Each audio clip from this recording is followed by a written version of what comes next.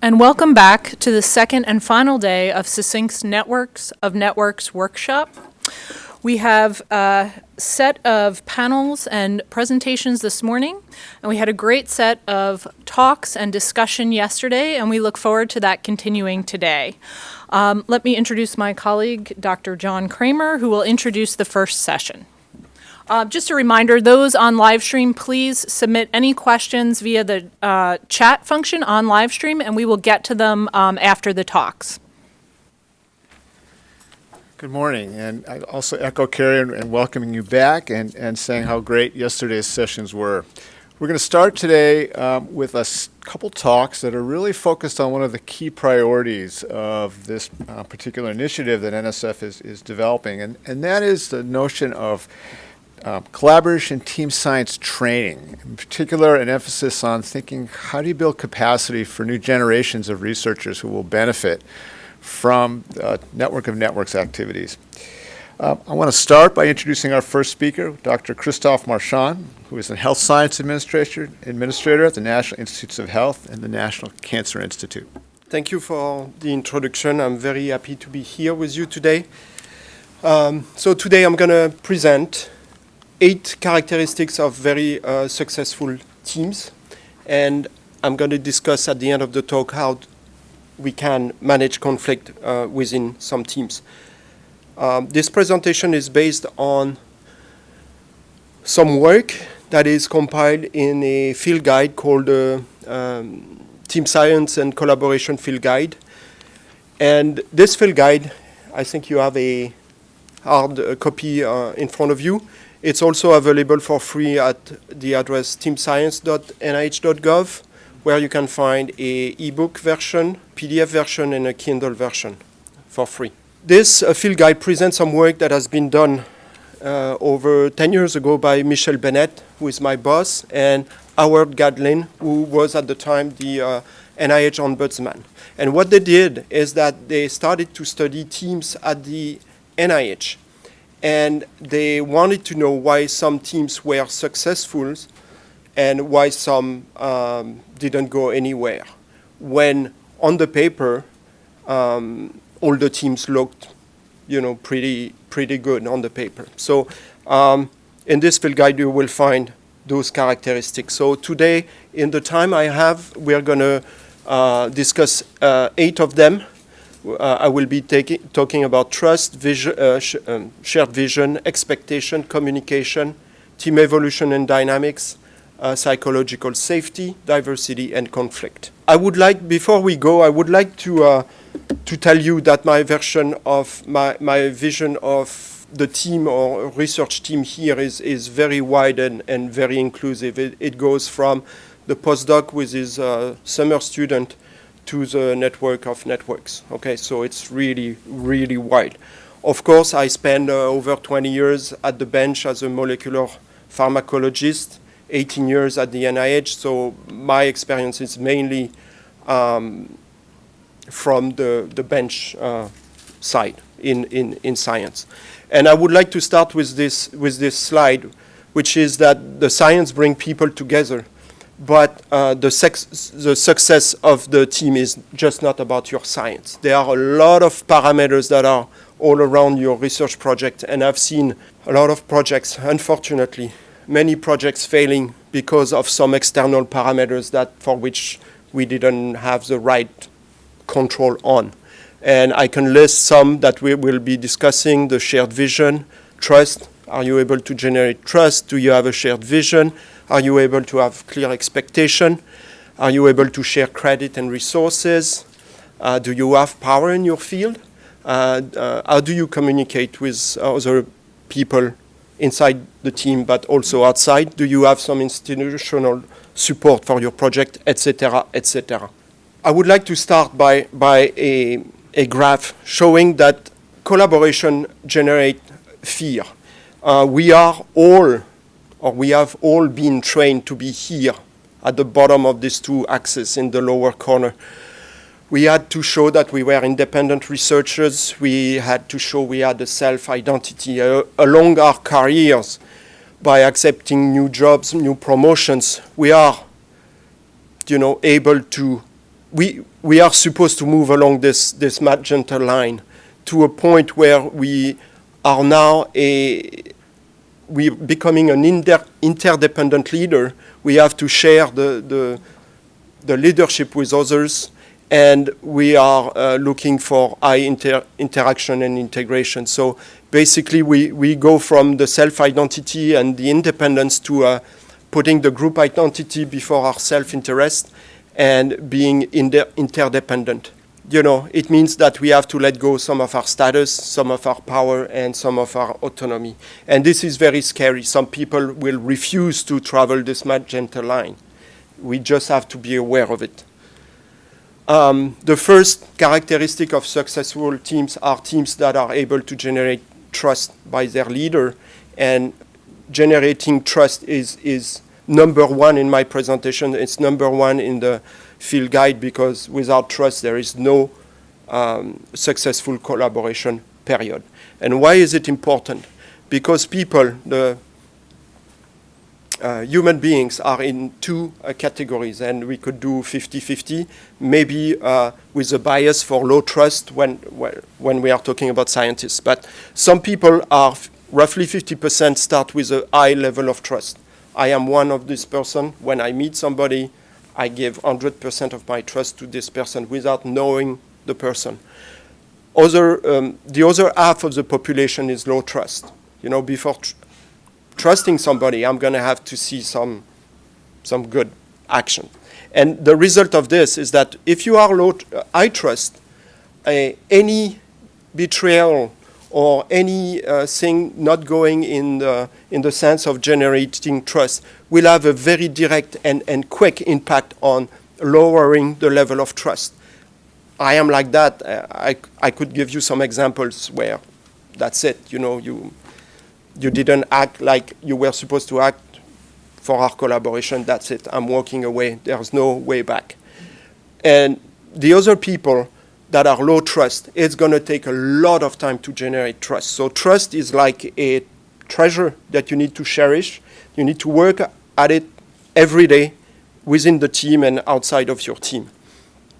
The second important characteristic is having a shared vision. And I think there was a session yesterday from the agenda I've seen on how to build a shared vision in the group. And this is key to success of the team. This is setting the bearing, the route, explaining why, as a leader, we are deciding of this course. And of course, this course can be altered depending on results, depending on all a wide variety of factors. But the leader, when he changes the course, needs to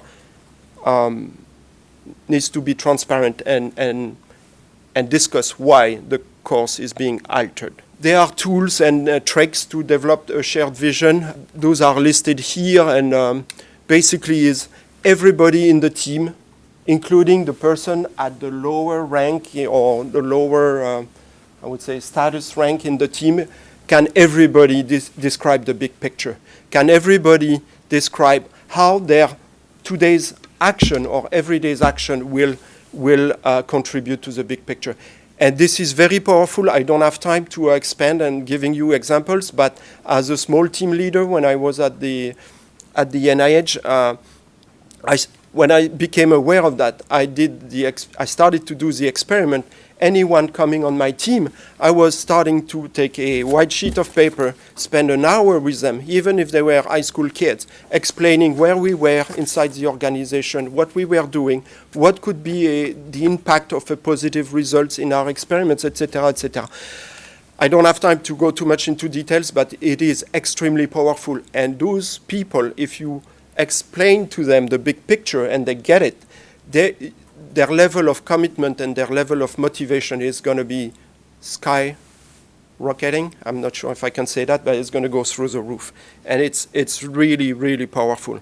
And whatever I discussed today, I invite you to try and see if I was right or wrong. The successful teams as well that Michel and Howard studied were able to set clear expectations. And why is it important? Because it's a tool to generate trust. and it's creating transparency. And being transparent is also a good leadership, I would say, characteristic. Again, there's a lot about communication, a lot about making sure that we discuss everything beforehand. And those are some tools. Those tools are available on the website or inside the field guide. And the collaborative agreement, it is described by Howard as a prenuptial for scientists. So, it's where you put everything on paper before starting. I started my career at the NIH where we didn't do this. We were starting, through email or phone, let's start a collaboration. I will send you my cell lines, and we will do this, that, but nothing was ever written. And then along the years, it became mandatory for us to involve our tech transfer office. And the tech transfer office were able to work on the collaborative agreement. We were only providing the research plan. Everything was clear and clearly stated. It was a kind of painful at the beginning because you prefer doing science than having to write kind of legal documents, but extremely useful, especially when things go south. The welcome letter, it's setting our expectation. I am the leader, I expect this from you. You are coming on my team, you can expect this from me. Interact with me at 8 a.m. in the morning, don't come at 5 because my head is about to explode. Stuff like that. There is a PI at the NIH who have 8 pages welcome letter. Okay? Institutional agreements, I'm going to go fast on this. It's agreements about appointments, etc. Consortium agreements, data sharing is a big thing right now. It's good to have everything written. Another tool that is not yet in the field guide, but I'm working on it. I gave a talk recently to the University of Pittsburgh where they developed a authorship agreement, which received a lot of pushback at the beginning because it was perceived as a legal document. But with them being able to tweak it as a non-legal document, but just a tool to help, they were able to put this document. And roughly, it lists the criteria for authorships, tentative of authors and their position, role and responsibilities, reason for changing the author. And this document is saved on the cloud, so you have version control, and you can say, I changed this order because now things are different. Journal for publication, tentative dates, etc., etc. I think it's really a nice tool. They got a lot of pushback initially. Then they sent their mentees with this document to their mentors. The mentors didn't like the idea too much. And now, after a couple years, 1 or 2 years, I think, during the first year, it was really a lot of resistance, but the second year worked better because the mentors started to realize that it was a good tool because it was helping them saying, okay, this is the plan.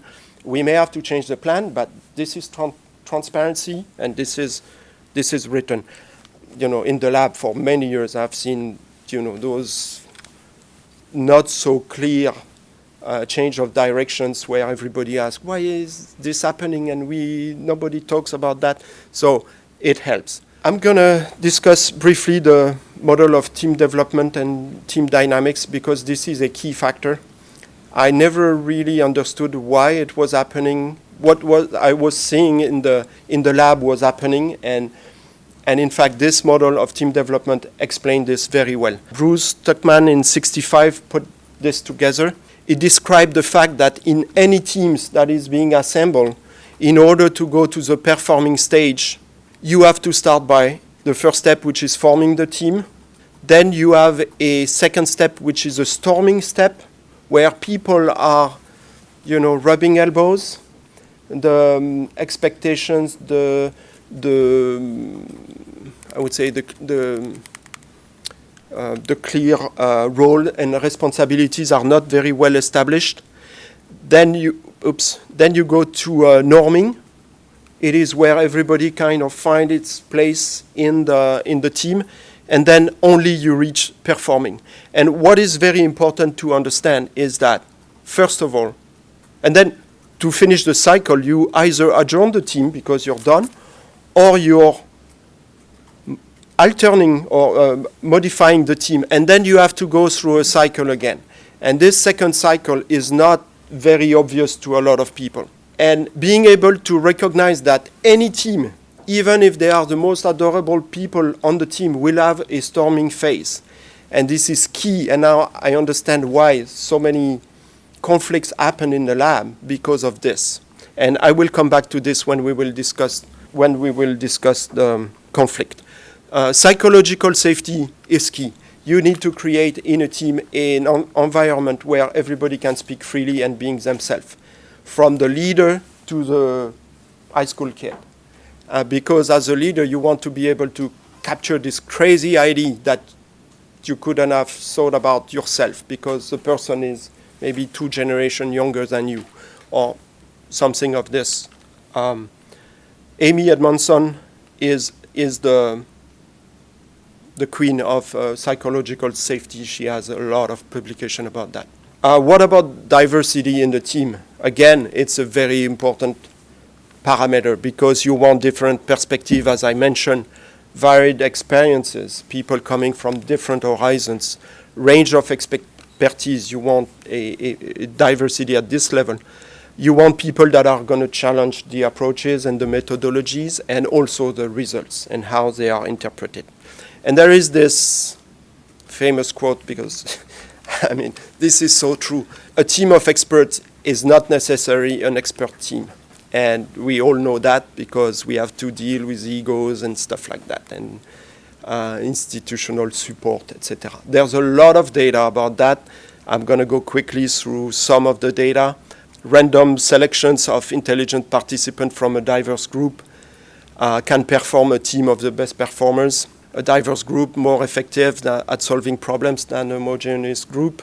You have to consider that identity diverse group will have issues and you need to work on those issues early on. Little collaboration between groups IQ. If the group includes more women, the collective intelligence raises. And my boss loved this quote.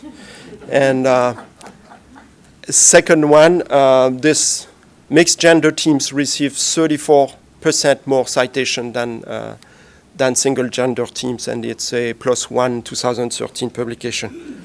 We're going to discuss a little bit how to manage conflict in the team, and it's a big issue in the research team of any kind, and how can we manage and contain the conflict. There are 2 types of conflicts, the affective conflict or personal conflict here, and the cognitive conflict. And it's really a balance. And if you put this in perspective with a team development model, during the storming, you need to pay attention as a team leader to contain and reduce the affective personal conflict. You want to ban this. You don't want people being attacked because they are different on their origin, on their religion, on their sexual orientation or anything. You want, as a leader, contain this. But at the same time, you want to favor people challenging you on your approach on what needs to be done. So it's a key balancing exercise that is very important. Again, we're coming back to the storming phase. And why is it important? Because really, during all my years at the bench, I never realized that when you have a team and the team leader decide to add somebody else on the team, you have to go through all this cycle again. And if you don't pay attention, you can get stuck here. And I had one big example where it happened in the lab, where my boss decided we had I would say, performing team. We were developing, in this particular case, antiviral, anti-HIV drugs, anti-integrase. And we had a performing team mainly made of virologists, biologists, white, male and women, mostly American, European. And my boss decided to hire a organic chemist from India. And I didn't see it coming, and it was a grain of salt that in a perfectly performing machine, and then everything went south from this time, because I understand what my boss wanted to do at the time. He wanted to bring the expertise of an organic chemist into a team of virologists and molecular pharmacologists. And we always need a good chemist who is going to say, let's put an hydroxyl here on this molecule and it will make it less toxic or whatever. But,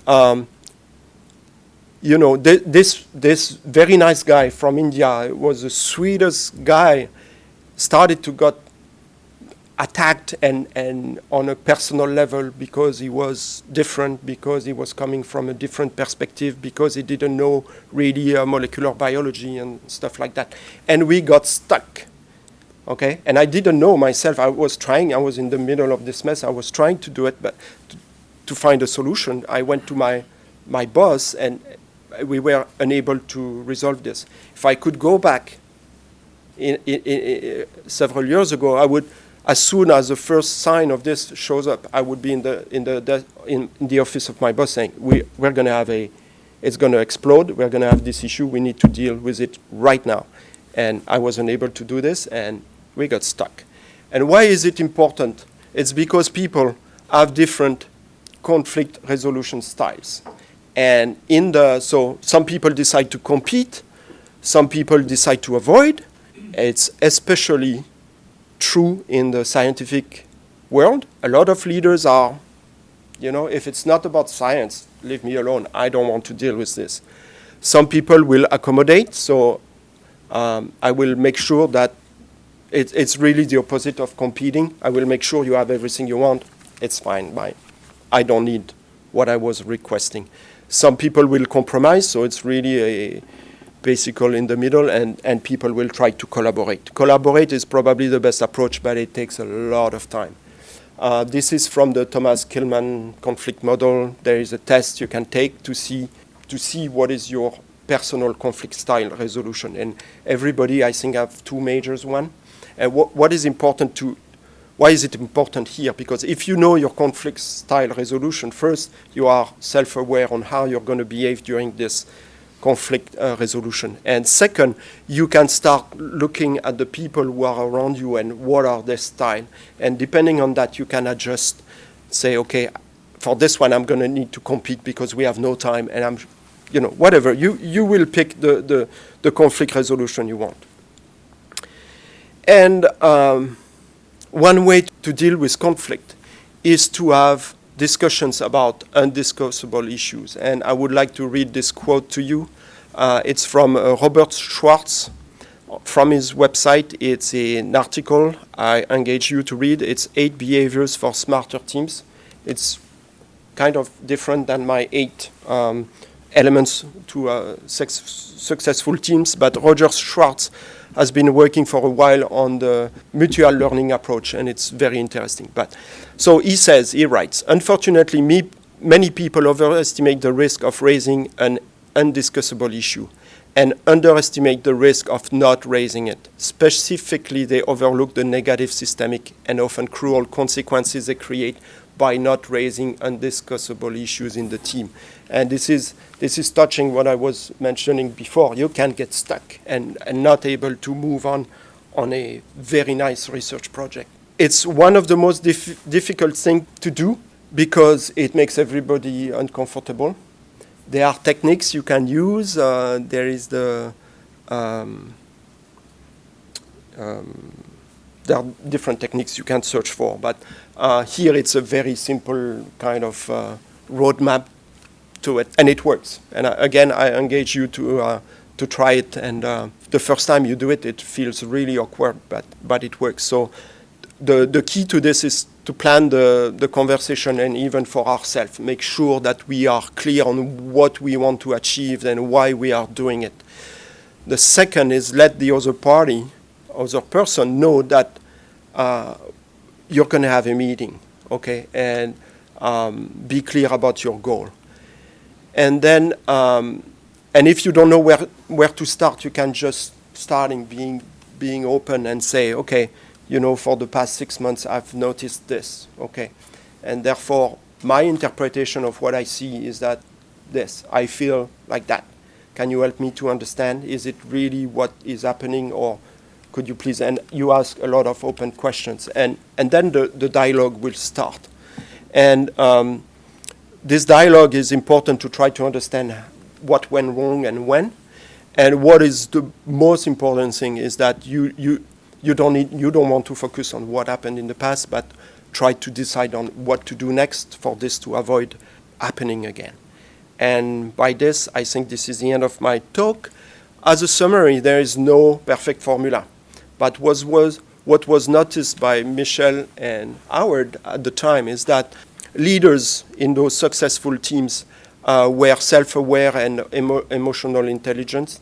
Starting in professional development by self-awareness is very good, because first you start to know yourself, your conflict resolution styles, the way you work, the way you operate, and more importantly, you start to be aware of people around you. And this is key in your interpersonal relationships. The teams are responsible and accountable, so able to share success, but also being able to resolve issues within the team. Psychological safety, I mentioned it. Again, all those teams that were successful had an environment where everybody could speak, and not only the leader. The people within those teams were able to managing up and across, so across with their peers, able to do a lot of connections and stuff like that, but they were also very good at managing with their boss, knowing how to interact with their boss. It's key. Some people are from the morning, some people are from the afternoon.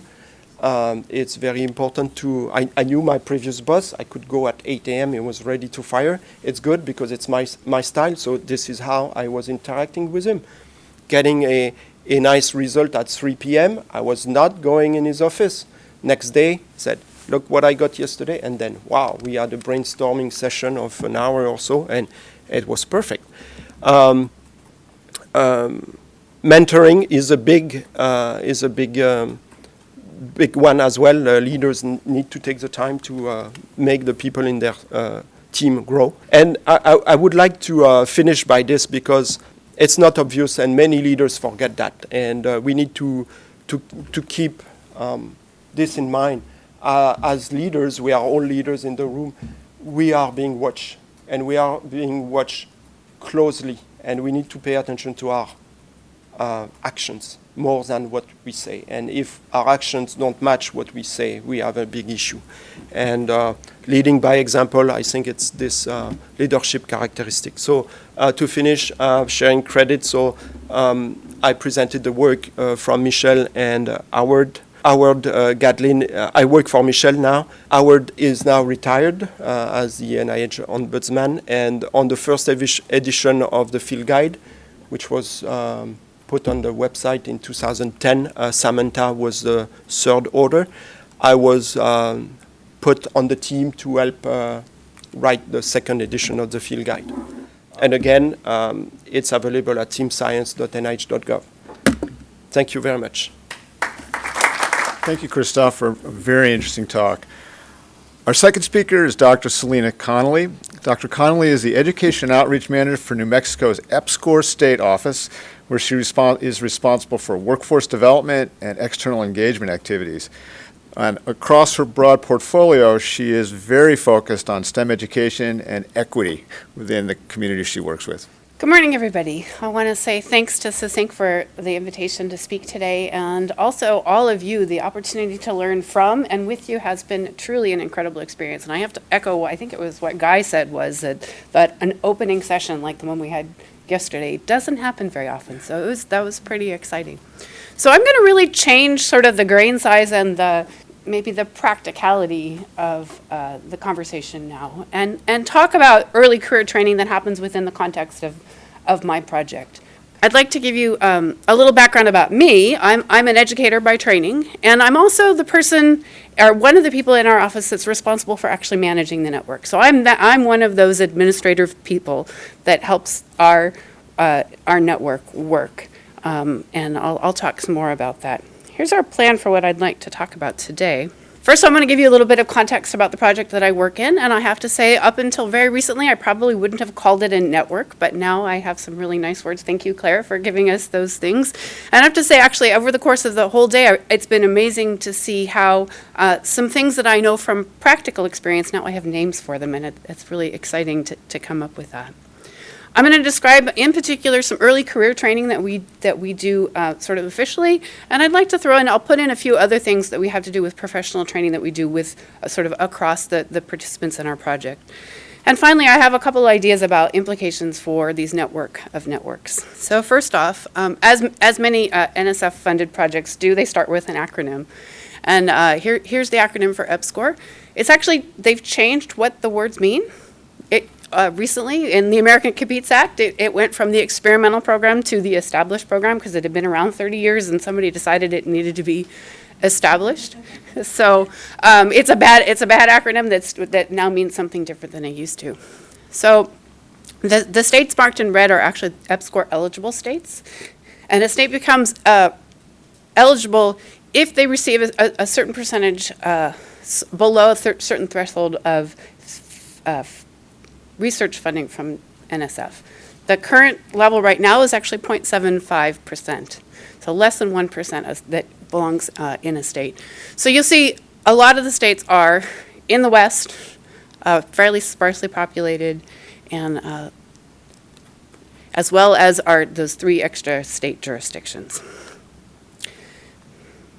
Let me talk specifically about New Mexico EPSCoR. And New Mexico's been an EPSCoR state since 2001, and the mission of our EPSCoR is to increase the state's scientific research capacity. On the one hand, that means that we're in charge of the entire research capacity of our whole state. So that's one fairly serious mission.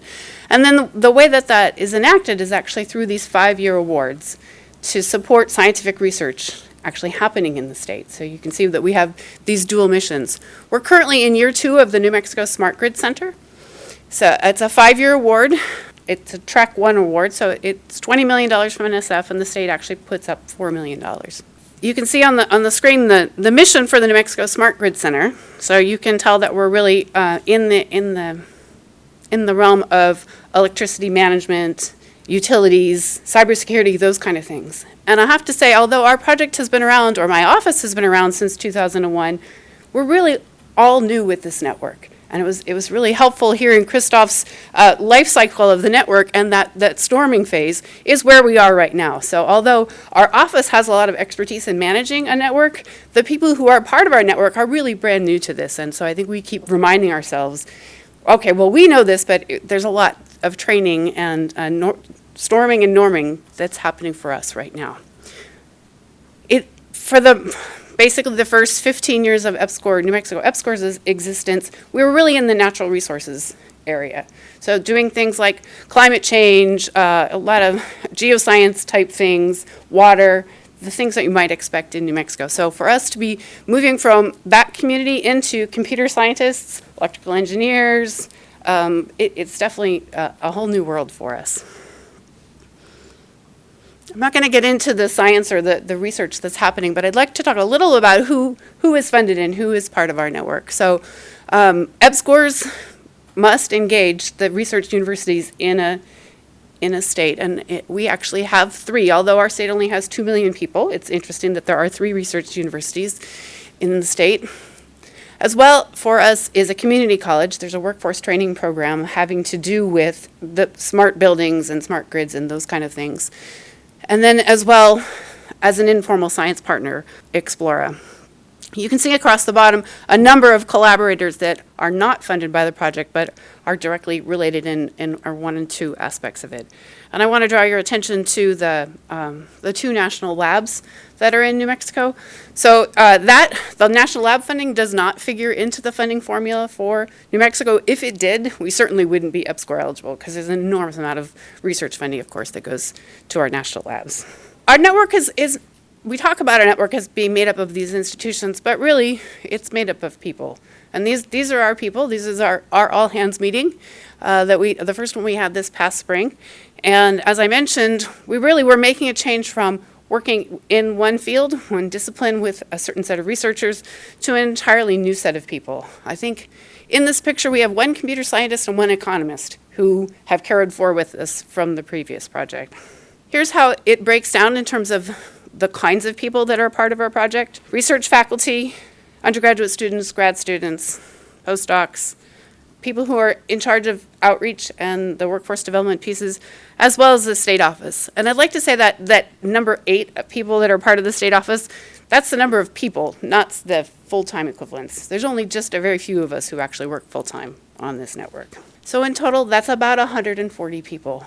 We kept saying, oh, this is going to be a much smaller project. This is a smaller project. We're just starting, so it'll be smaller. But we're surprised to discover that very quickly we've reached about 140 people that are part of this. And I want to talk specifically about the 8 new faculty hires that come as part of this funding, as well as the 8 postdocs. And EBSCOR projects have a lot of conditions on them. A lot of money, a lot of conditions. One of those is a postdoc mentoring plan. Others are mentoring for your faculty hires.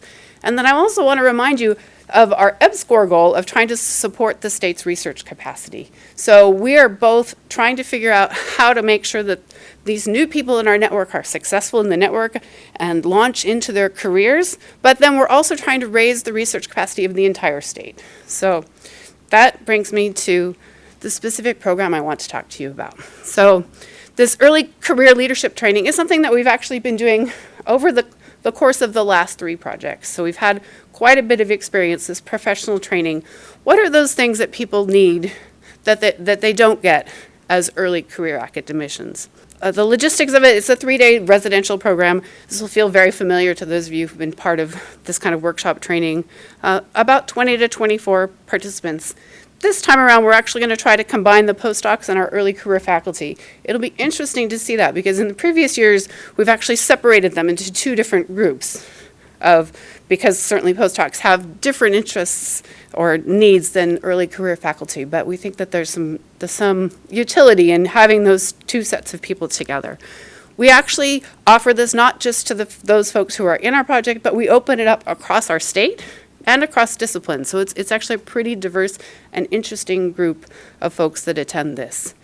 And then our instructors are drawn from people within the project, but then also folks from across the state, and in fact we bring a few folks from around the country. Before I get into describing kind of the particulars of the kind of training that we're doing, I want to talk a little bit more about what do we mean by these professional skills. And what we do as a project, we think about where are people, what are their needs? Where are they not getting the kinds of training that we think they need to be successful? Tenure and promotion isn't something that we handle. It's important, but it is something that our institutions are responsible for. And it's also not the science research skills, also important. Certainly for those early career faculty and postdocs in our project, we expect that they are mentored within the research labs and the research groups. Not that these aren't important, but that there's a different way to deliver that. So the things like training on a specific instrument, or specific research methods, or dealing with things like publication. So what I did to pull this talk together is I thought about the different competencies that are important for those people who are starting off as academics. And the first is, as a leader, how to be a good facilitator. I think a lot of the things that I talk here actually kind of connect with the kinds of things that Christoph talked about, and these are kind of the practical pieces of it. How do you structure an agenda? How do you run a meeting? How important is it that you start on time, that you take notes, that you make sure that it's made public? Considering about how do you make sure that everybody's voices are heard? And then some strategies for things like brainstorming, prioritizing, how are you going to make decisions? Liberating Structures has a lot of good resources for doing that kind of work. As an educator, I'm sort of appalled at the tiny amount of training that we provide people who have a pretty significant portion of their career needs to be in teaching. So we do offer some amount of leader as teacher. So thinking through things like course design, engaging undergraduates in research, ideas of flipped classrooms, using technology in those large lecture classes in terms of clickers, those kind of things. It's not enough. It's clearly that we should provide more, but we do think it's very important that we provide these early career folks with some ideas and set them on a path to be successful as teachers.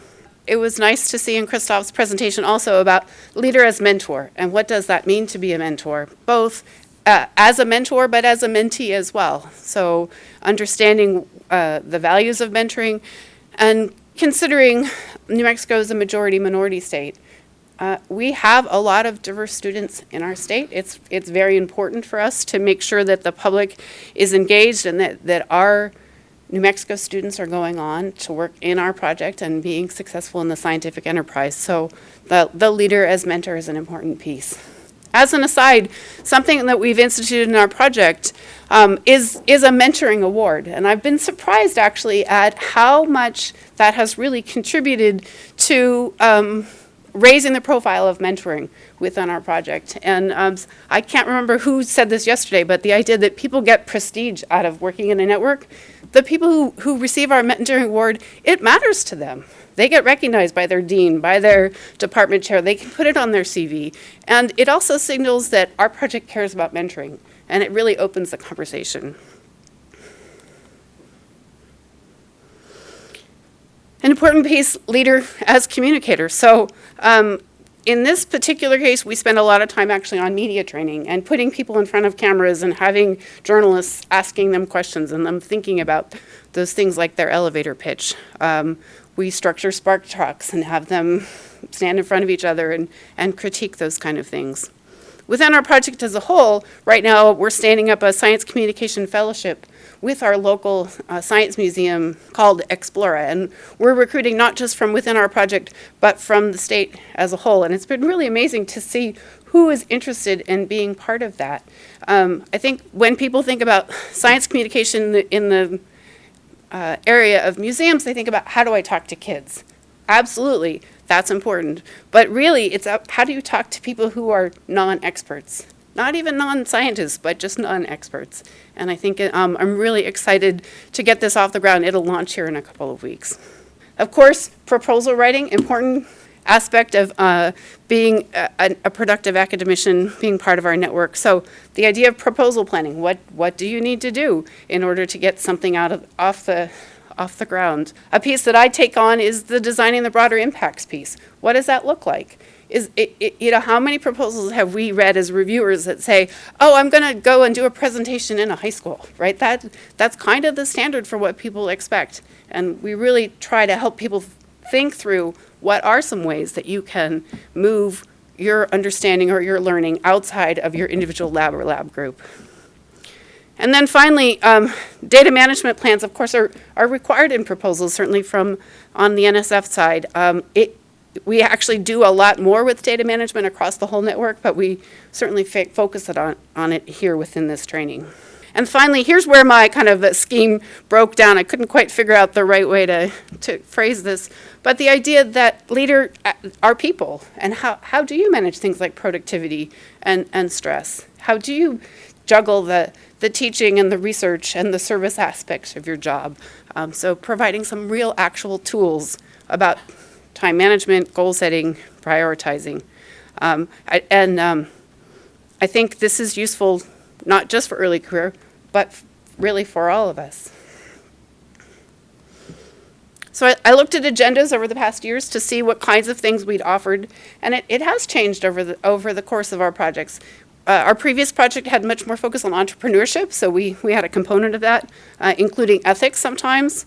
Career planning, certainly when you're working with postdocs, a number of them are not going to end up in academia, so how can you help them think about what are those careers? And then, actually, this one made me laugh, the building and maintaining a lab website. Not something that we really need to do, but this is only 10 years ago that this was something that was really important for somebody to learn how to do. I just wanted to share with you a few things that we're considering based on our past experience and kind of where we are now. One of the foci of this current award actually is thinking about trying to support center level work in our state, that really will be a way for New Mexico to grow. So we're targeting a training for our mid-career faculty on this kind of center management and including a lot of these team science components because we know that human infrastructure is really important. As I mentioned, we're in this kind of storming, norming piece with our teams, and are discovering we're going to need to do some actual training within the teams, not just about team science, but how can we make your team more productive. And then finally, also in Christoph's presentation, talking about how do you introduce people to the project. We've really had to institute a pretty formal onboarding process. It's not onerous, but we've developed a video. There's a whole workflow for how people are introduced to the project. And we're realizing you do have to talk about what the big picture is. You can't just assume everybody's read the proposal or that they all have the kind of expertise that you know. And if you think about the 140 people who are part of my project, we're going to have actually a lot of turnover. So probably by the end of the project, we'll have worked with about 300 people. So we just last week launched our onboarding video on our website. I'm really excited to see this. I think it's an 8-minute video, pretty low tech. But what happens after you've done that is that you get a welcome letter from our PI. So that's something I think that we didn't set out to do, certainly wasn't outlined in our proposal, but has become really important as we're thinking about how do we make our network more functional. So I had a little time to think about what would be useful in kind of the next scale of network to network. And I think one of the things for us is considering the needs of the network and the needs of the individuals. Sometimes I need you to do something for the network, and we're going to train you how to do that because there are standards, there are things that we need. And sometimes we're going to offer things that are not necessarily part of the network, but are going to make you a better professional. So thinking through not just, I need to train you how to do NSF reporting because that's really important for me in my job. I have to say people are not all that excited about that. So how can I connect that with something that's really important for their career? I think one of the other things for us is leveraging other training opportunities. We're a little staff. I mean, we're a bigger staff than probably most other networks have, but we certainly don't have the in-house capacity. So partnering with Explora, knowing about the resource that Christoph provides, like that field guide is like, oh my gosh, this is amazing. This is a fantastic resource that I'll take back to my project. And something else that I think that my network needs to work on, and it is certainly could be useful, is the idea of these formal mentoring plans. It's often sort of an informal expectation, but really considering not just how are we mentoring undergraduate students or graduate students, because it's kind of the standard, but also how are we mentoring those mid-career faculty or new people who are coming to our project, and being both a mentor and a mentee. So I will finish here. Thank you, Selena and Christoph. We're going to open the floor for questions, but I'm going to break with tradition now and take our first question from the folks out and the remote participants. And this is a question for you, Christoph.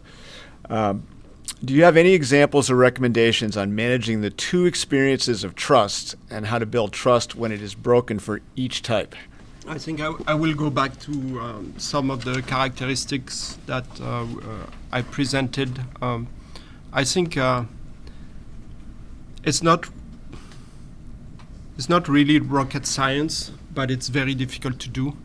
And I think being honest, transparent, and being able to have this difficult conversation, being able to tell someone that okay, I noticed your actions last week during the meeting, and I really felt betrayed by what you said or what you did, and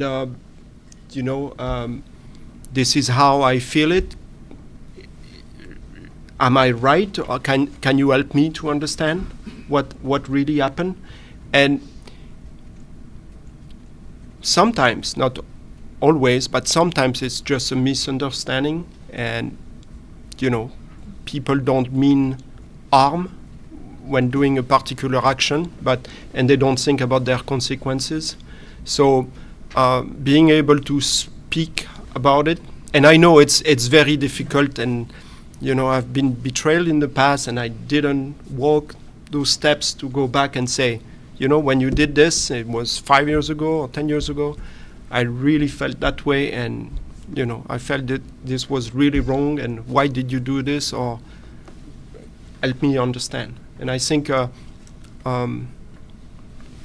not being accusatory too much, just being able to express what we feel and asking if what we feel is reasonable, or am I making too much a big deal of this issue. We don't always do this in the research setting. That's a great outline for training. And this is not a loaded question, this is a curiosity question. Have you been able to do any assessments post-training to see what happened? Like, to the PI, the junior faculty that missed the meeting, are they thrown out of the state? What happened? Most of the work we're doing in EPSCoR is evaluation work. So mostly we know, yes, people thought this was valuable. We have done some analysis to look at our new faculty hires and how are they staying in our state and are they successful? And by and large, they are. So in general, EPSCoRs, we feel like we do a great job of training faculty and then we lose them to more popular. But I actually think that's how everybody feels, and we're not any different than all that. So we haven't done a not particularly good research to know that, but I do have. When I went back and I looked at who had participated, I could tell, oh, I know that person because they're successful or they're still engaged in that. So I guess anecdotally I would say yes, but I think there's some really interesting things to be looking at some of those career trajectories. We've sort of mixed things up because we've got postdocs and all of that. But I might go back to Christophe or anyone here, really. Science, of course, is grounded in argumentation. And we often have people on a team who some take that very, very much to heart and very seriously, and others really kind of back away from that. And so I'm curious as to what are some really effective strategies that you found to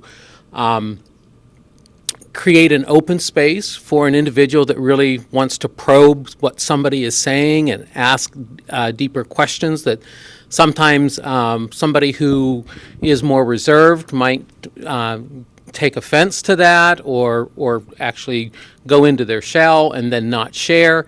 So what are some effective strategies to try to deal with that? I think one of the strategy that you can put in place is that make sure that everybody around the table is able to speak. And it's not always easy. In a group, there are always these 2 or 3 individuals who have a very outgoing personality and strong personality, and they're going to kind of monopolize the debate or the discussion. And as a leader, the leader may be tempted to only have a monologue or a dialogue with only those individuals because they are they're putting a lot on the table. But I think it's really key to make sure that we create this psychological safety environment where we say, okay, we heard you 3 loud and clear, you're making a lot of noise, but now let's ask the people who didn't express themselves or around the table. And we try to do this. In my work every day, we bring people from, I do research administration, trying to fix things in an institute, so we bring people from everywhere. We have, most of the time, no stake in the game, so, if you want this to be better, you come. If you don't want, that's okay too. But when we have the people around the table, we make sure that we leave at least a space for those people who are kind of reserved or shy to express themselves. And if they don't feel like taking the floor and expressing their ideas, we make sure we offer them a way to drop them by email after the meeting or something like that. But it's key to get everybody's input. I have 2 questions. The first is, could both of you comment on what you believe is the most underappreciated skill and the ones that you've been discussing with the most negative impact?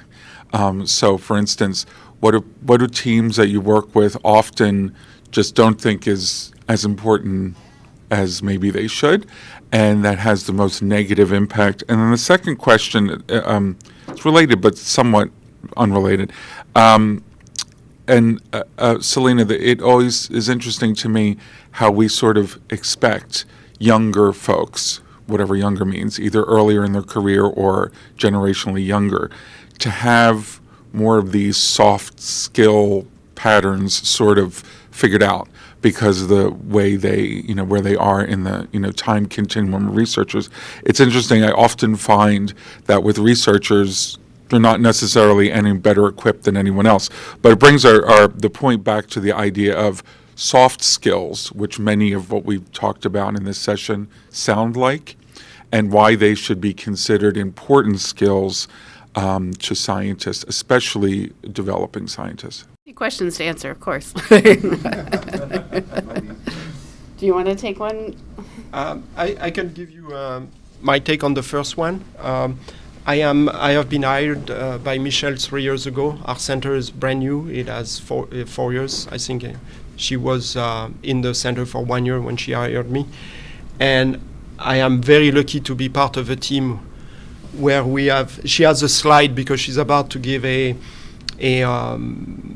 presentation about our office and what we do to the board, the equivalent of the board of the directors, scientific leaders at the NCI. And she has listed all the training we have done, us as a team, since I have been on the team, and it's a full page long. And because she's a master of that, she knew that we were going to go into storming and that we had to work on the soft skills and emotional intelligence and all kind of those parameters around that. And I think this is the first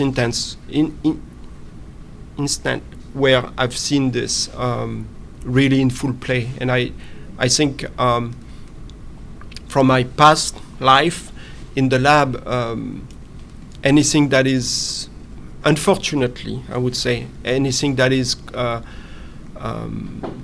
could be defined as professional development and how to improve yourself is not always, I would say, regarded as something that it's worth investing time in, and I think it's a big mistake. And just a word to finish on this, the scientific leaders that I see inside my organization are people very brilliant in research.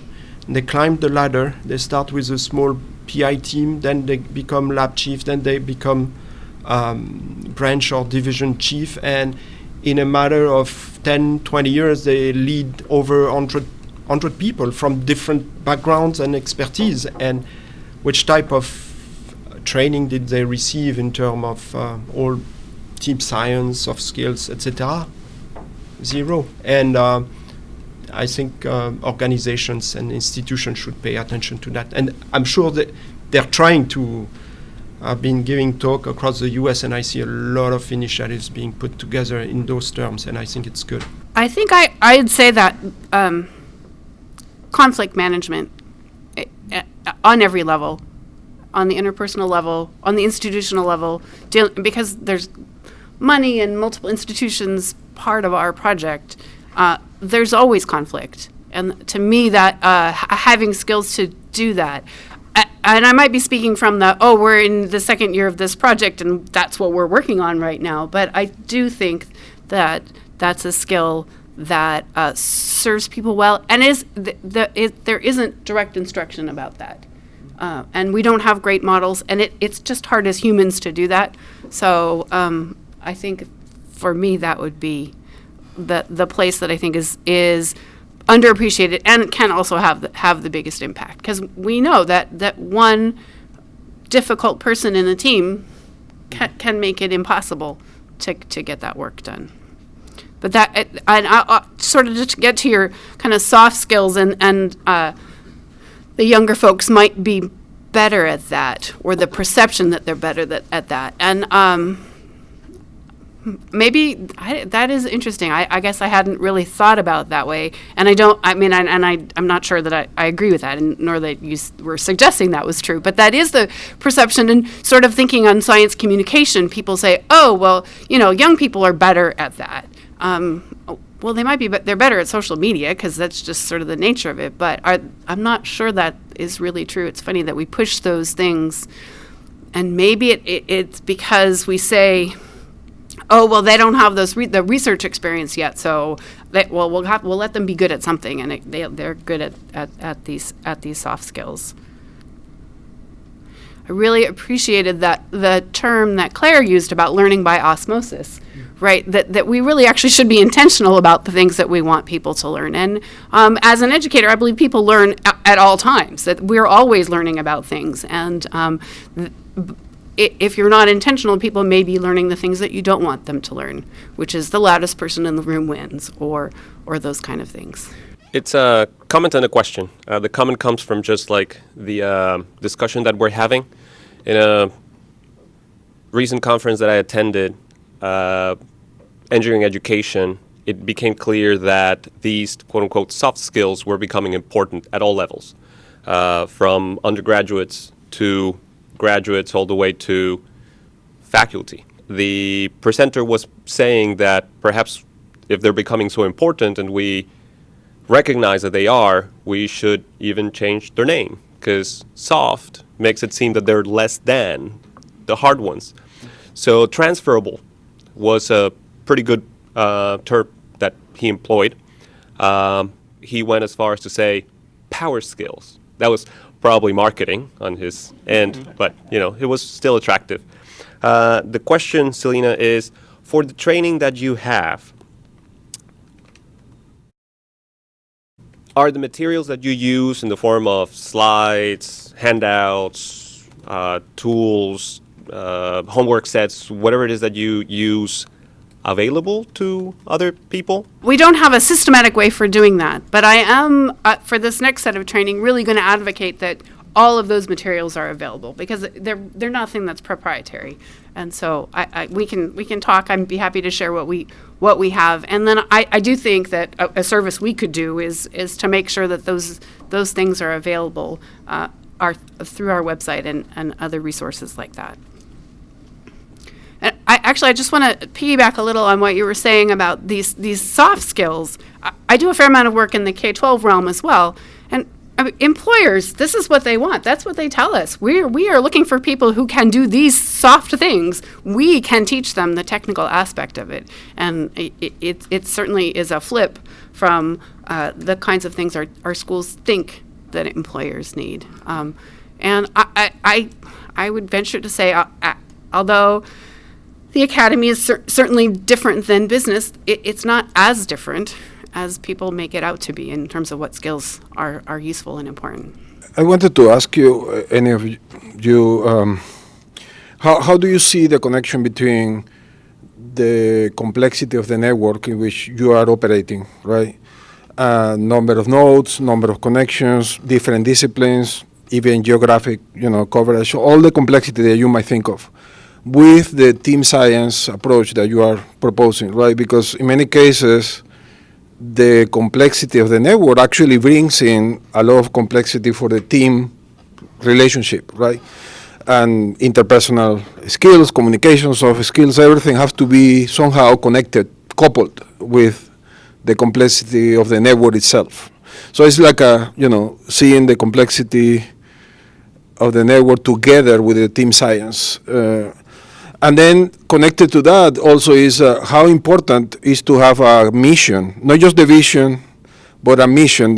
We have done a lot of projects for DoD, for example, and there is a clear mission. You have milestones, you have deliverables per milestone, so you know that you need to get to a point on a specific time frame, and there is no excuse possible. You need to get there, right?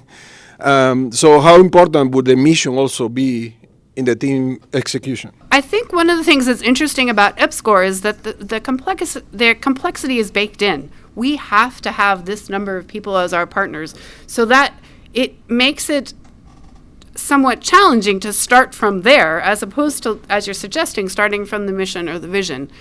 The goal of our EPSCoR is not just to do the science, although 2/3 of the money goes to supporting the science research.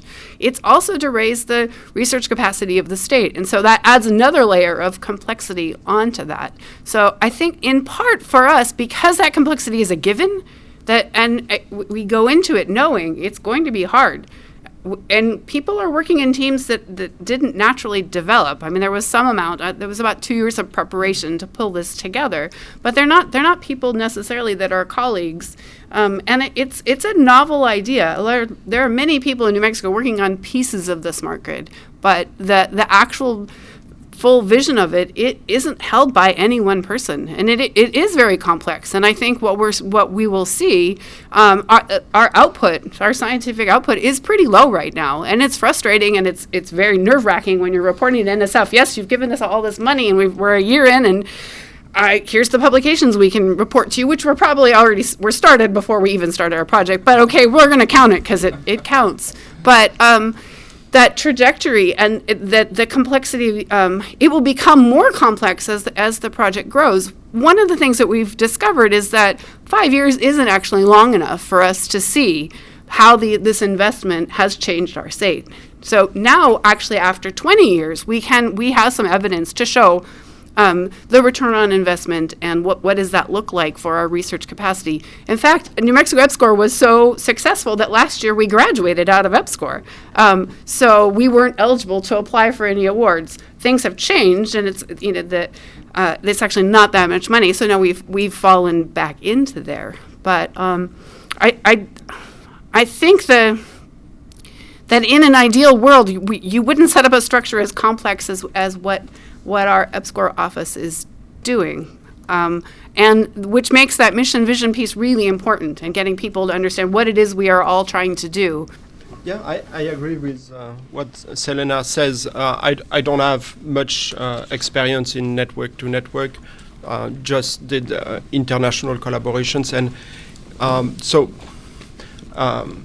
I would imagine that communication would be key, and being transparent in order to generate trust would be very, very important. And I've seen along my career when you collaborate with somebody across the globe, it's not always easy to have a clear understanding of who everybody is doing, what everybody is doing, and how.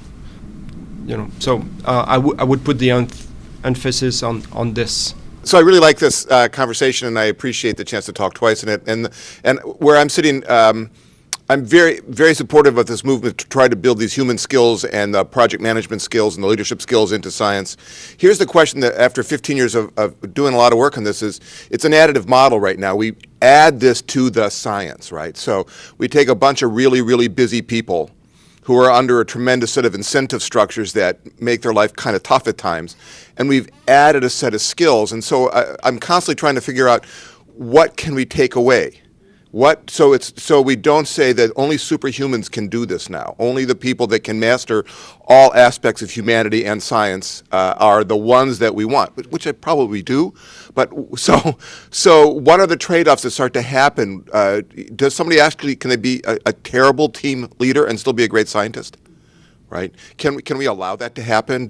How do we handle the additive model of this kind of approach? Yeah. Thank you. So, Gil, are you answering that question?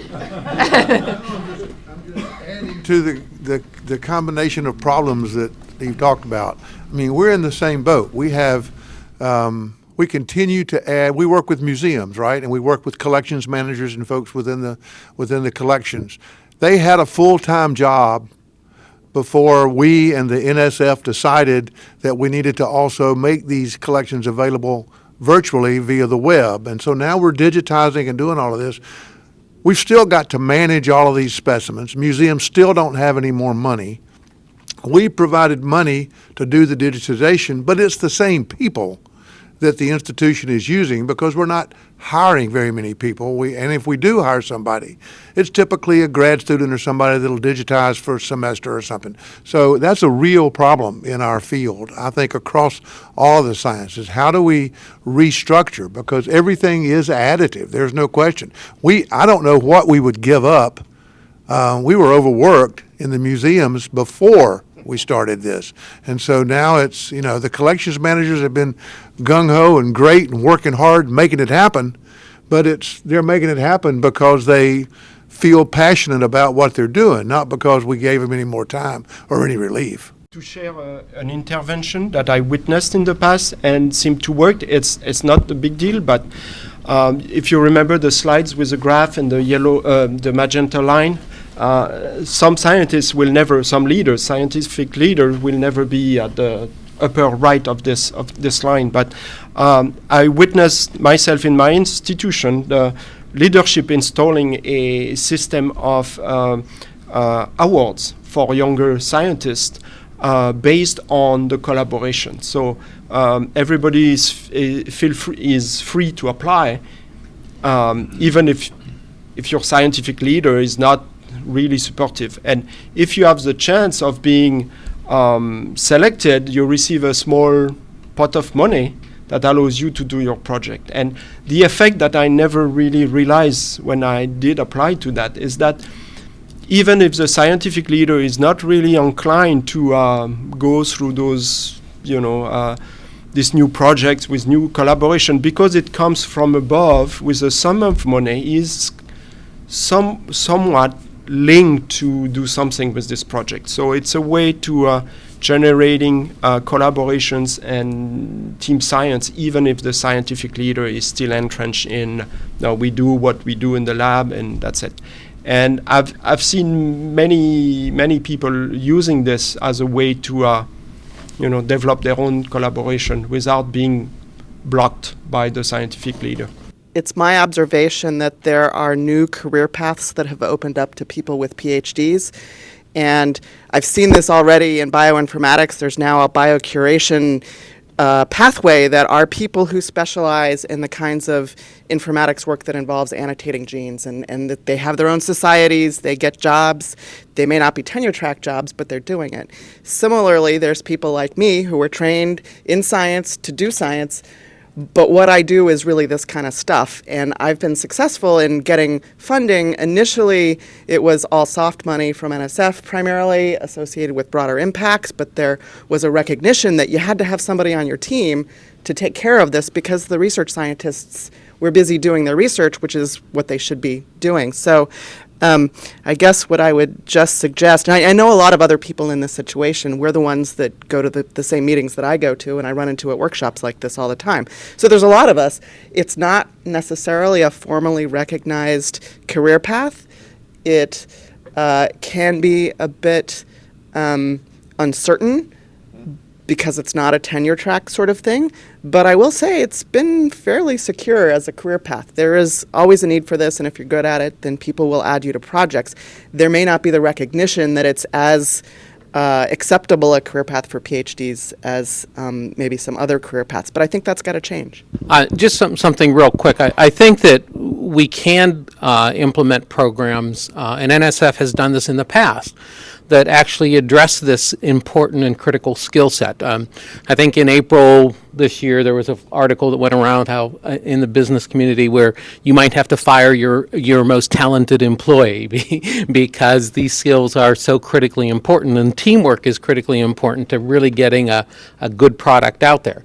But for example, the GK12 STEM Fellows program that NSF had did an incredible job of improving communication and team working skills in graduate students who were pursuing STEM degrees. And so programs like that, I think, can go ahead and be implemented on a broad scale to ensure that graduate students at that level, in their very early career, are able to develop and see the importance of this skill set. There's always going to be those individuals on the fringe that are just not good communicators, but they're incredible scientists, and we certainly need to have space for them. But I think that the issue is more that we don't necessarily have these strong programs for graduate students in this, when we're training them to be scientists, to actually develop these skills. And I think the GK12 STEM Fellows program was one good model. This is just a commentary. There's some really good points here. I think I can resonate with Steve's point in that, oftentimes, especially early career people and their development are sort of on this high-speed track, and you're trying to figure out, okay, we have 30 seconds at their next pit stop to sort of, inoculate, and that's it. That was our chance, and we either grab it or we missed it.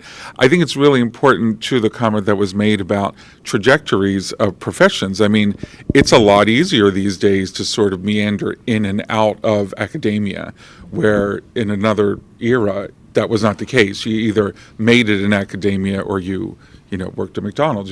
That's there's nothing wrong with working at McDonald's, but that's not the scientific culture we live in any longer. There are a lot of career paths, but I think the one thing we can never forget is a lot of what we're talking about in the team science world is to be more effective.